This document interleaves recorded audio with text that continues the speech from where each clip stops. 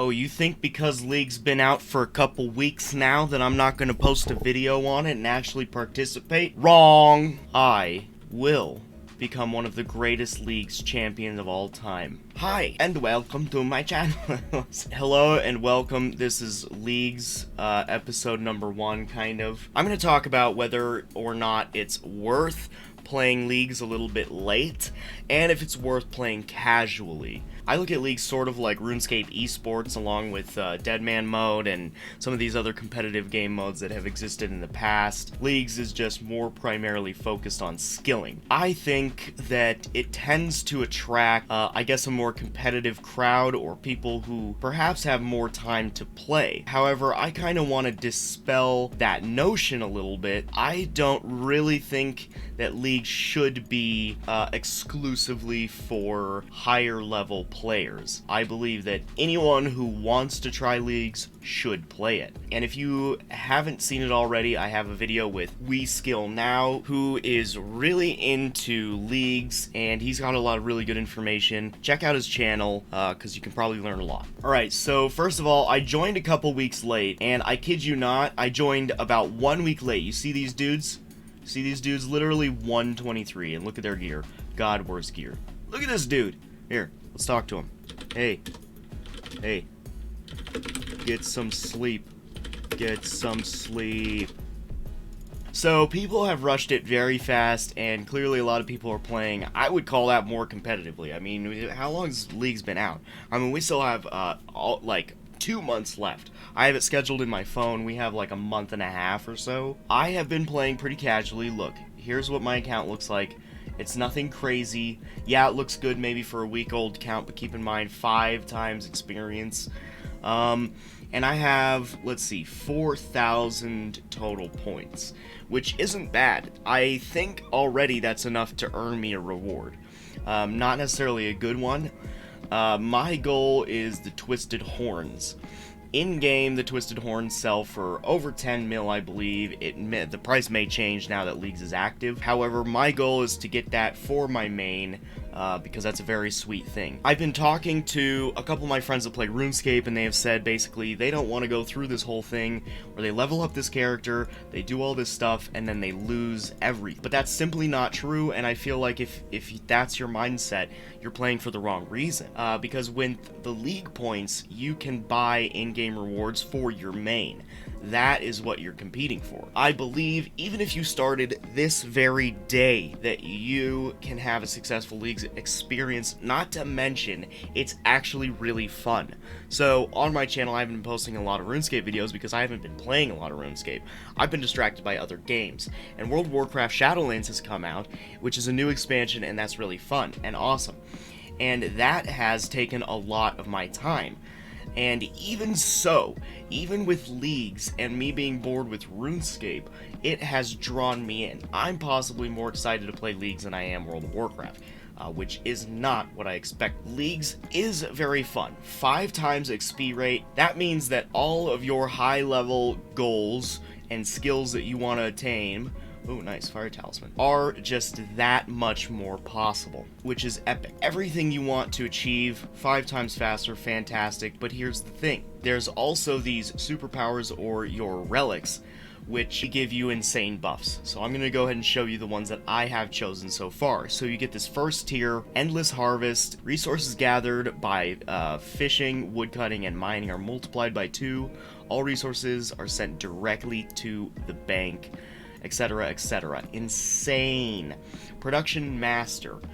So, smelting ores, smelting bars, and making cannonballs. When doing the following activities, all items are processed at once: fletching logs, stringing bows, and cutting bolt tips, cleaning herbs, etc. So basically, you do an entire inventory at once. That's insane. That'll save you a lot of time. Here is what I chose. Skilling Prodigy. All non-combat skills are permanently boosted by plus 12. The boost from this relic does not stack with any other weaker boost, but can be overwritten by a stronger one. What is going to be a stronger boost than that? When using this relic, skills that are boosted above plus 12 will over time drain back to the original plus 12 boost. long story short, you get the invisible +10, which helps you do stuff. For example, make armor for yourself that is 13 levels better. So basically, I chose this, and I opened with skilling, and now I am able to actually make wearable gear that's decent for me. It's a little skewed right now. Okay, Fairy's Flight. Upon selecting this relic, you receive a fairy mushroom. Literally hold a mushroom, which can be used to teleport you to any fairy ring or spirit tree. The fairy mushroom cannot be used to teleport in area you haven't unlocked. Obviously, on death, fairy mushroom is destroyed, blah blah. Fairy mushroom can be. Here's what I chose.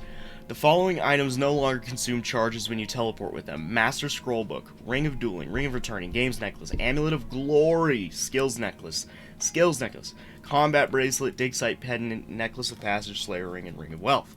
Upon selecting this relic, you will receive the following items: Ring of Dueling, Ring of Returning, Games Necklace, Skills Necklace, Necklace of Passage, and Ring of Dueling. Oh, Ring of Wealth. So basically, it hands you a bunch of rings that have unlimited teleports.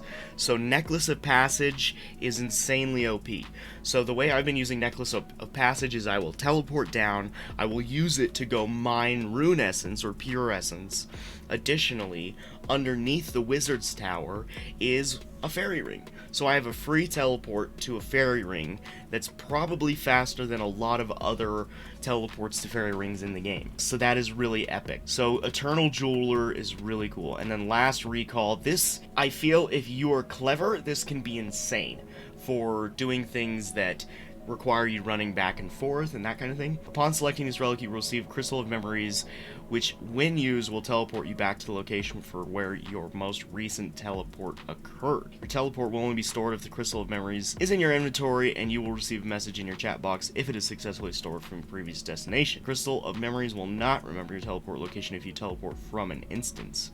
There are various other locations this teleport won't save your teleport location, such as quest areas, minigames, etc. You cannot teleport using the Crystal of Memories whilst you have a follower. That's weird. On death, Crystal of Memories is destroyed and you can be reclaimed, blah blah. So, and then this third one, this is nutty too, tier 3, double cast. So basically, each one is a buff to, or one end of the combat triangle. So this is for mage. The attack speed of all magic spells and weapons is halved. You cast twice as fast. With plus 60 magic attack accuracy or plus 20 with regular or elite blah blah, your binding and ice spells now have 100% accuracy against creatures.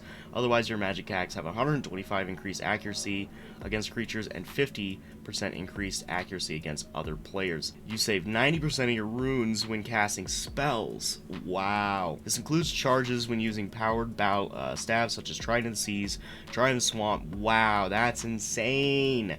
90% of your runes. I wish I read that more before I selected. And then there's Fluid Strikes. This is what I have. The attack speed of all melee is halved. Your melee attacks have 25% increased accuracy. You take 15% less damage from all sources. That's helpful. Your hit points regenerate at a rate of 4 hit points per minute instead of 1. Oh wow, so that's pretty damn nice. And IDC, that's cool. The attack speed of all ranged weapons is halved. Your attack speed, your ranged attacks have 100% increased accuracy against monsters, 50 against players. Ranged attacks deal 10% more damage. You save 90% of your ammunition when firing ranged weapons. Wow, does not include Chinchompas, but does include Crystal Bow, Toxic Blowpipe, and Crossbow. Okay, and then this is the final tier that I am on, and it's only 2. Unnatural Selection. When getting a Slayer task, you can choose which task to receive.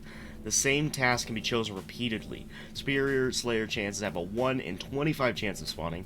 Superior Slayer creatures always drop a clue scroll if there is one on their drop table. Superior Slayer creatures now have double the amount of rolls, and lesser on the lesser creatures drop table. Super Slayer buff. Clue scrolls are instead dropped as stackable scroll boxes. Creatures that drop clue scrolls have a 1 in 20 chance of dropping them. This also applies to impling jars. Clue geodes, clue nests, and clue bottles are found 10 times more often. Oops. All clue scrolls have the lowest number of steps possible from their tier. Wow. That would be very helpful if you're hunting something from clue scrolls. Keep in mind there's really cool rewards from clue scrolls, including like rune armor that can be helpful, dragon stuff from like elites. Of course, we have the ranger boots, everything like that. So that's really helpful. I'm all about the Slayers, so I just went with that. Tier 5 and Tier 6, I'm not going to read you because I haven't gotten that far yet. And chances are, if you are kind of more of a beginner, then you won't have it either. So I've gotten kind of 2 rare drops. The first one you can see, oh nice, 51 strength, sick. The first one you can see is the Obsidian Sword, which is actually really awesome because I am 60 attack. I just went ahead and leveled attack and defense for this very reason, in case I get a level 60 something drop. Right now I am farming for cosmic talismans, dude. Or cosmic runes as well, and this may take a while. As you can see, my attack speed is super fast. I'm just murking these dudes, which is really helpful because of that melee buff. So I need a cosmic talisman so I can go ahead and create cosmics, because I have orbs that I can create battle staves with and potentially make around over 100k. I'm hoping closer to 150. So this is a good example of why Leagues is so fun. RuneScape is usually pretty slow and grindy, whereas if you're really pushing Leagues, you can move quite fast, which is why people were doing God Wars within the first week. The fact that I attack so fast and I can down these enemies really fast, and granted, this is a few tiers later, not to mention I basically skip 13 level requirements for every single skill I have, is really awesome. I mean, at like 60 Slayer, for example, I can start killing like skeletal wyverns at like level 73 combat. That's kind of nutty to me. Not to mention the 5 times leveling is just nice. I mean, some skills are just so grindy and take so long, and once you get to like level 70 plus, it does start slowing down significantly, but getting to that point is really easy. So if you are a more veteran player, you skip through some of the easy stuff that by now you've probably done like thousands of times. So every time you unlock a new area, you actually get quest rewards and quest completions for those areas. Let's say I want to unlock Mortiania next. Unlocks, it will, I believe, give me Great Brain Robbery, Darkness of Halavale, like all of these quests. Getting rid of that stuff right off the bat is nice. For example, you don't have to unlock Monkey Madness when you do Kandarin, which is super nice. You just have to have 100k and then you can buy a DSIM. You don't have to worry about spending your resources on running through the cave. You don't have to worry about having to have like 40 or 43 prayer to do the quest, etc. So things like that are super duper helpful. Even though, you know, those quests are easy and probably wouldn't take long. Well, they probably would take long, let's be honest. It saves you a lot of time for really pushing that endgame content. Finally, I got 2 cosmics. I still need like 15 more. So if you are pushing endgame content, all the tasks that you're going to do are going to be worth a higher amount of reward points, which means getting to your reward points goals, no matter what that is, whether you want like the tier, whatever it is, 5, 6 outfit, or you want the twisted horns or whatever, pushing endgame content will help you get there faster, I think. So I understand the reasoning for pushing it. If you're playing casually and you log on pretty consistently and you're continuously progressing, dare I say it's almost impossible not to get at least a decent reward from playing Leagues. For me, it's a nice break from my main. My main is at a really weird spot right now too. It's just nice to play this and kind of start over and play the game in a completely different way. And bottom line, that's the real fun of it, playing in a completely different way. Real quick, my other flex. So I got the Toxzil Act, the Obby sword, but I also got Bryophyta's staff. So this little staff drop, yeah, this staff's worth 6 mil. I think that's crazy. So what the staff does is I put gnats in it. I think it has a 1 in 16 chance to not consume a nature rune while casting. Well, really save me resources on alking, which in my opinion, playing an Iron Man, especially when I'm this restricted and don't have access to a ton of gnats, I think that is super OP. That was my first time fighting Bryophyta, so yeah, right now you are looking at pretty much my best melee setup. So if you join late game, I can certainly understand the frustration of looking around, seeing people with fire capes, barrows, prims, Pegasians, some really late game crazy stuff. I want to enforce the idea that A, it's not as hard